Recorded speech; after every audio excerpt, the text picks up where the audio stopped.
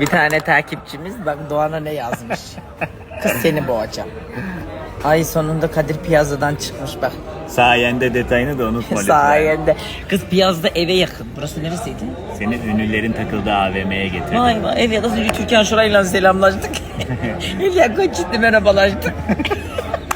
Ya kaç. Mavi elbise seçiyordu.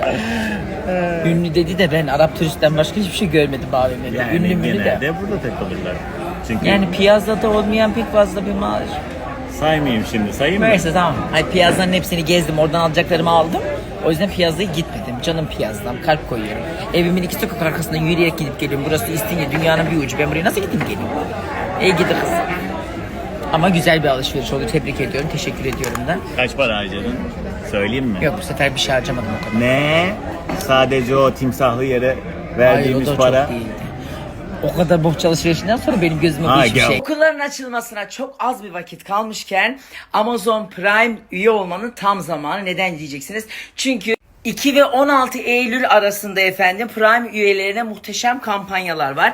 Eğer Prime üyesi değilseniz bile şu anda olabilirsiniz. Çünkü ilk ay zaten ücretsiz. Hem Prime üyesi olun hem de kampanyalardan faydalanın. Kategori olarak oyuncak var, kitap var, çocuk moda var. Eğer bunlar işinize yaramazsa süpermarkette de güzel indirimler var. 1000 TL ve üzeri alışverişlerinizde sepette ek %20 indirimde sizleri bekliyor. Prime üyesi olmak için geç kalmış değilsiniz. Şimdiden hayırlı uğurlu olsun diyorum herkese.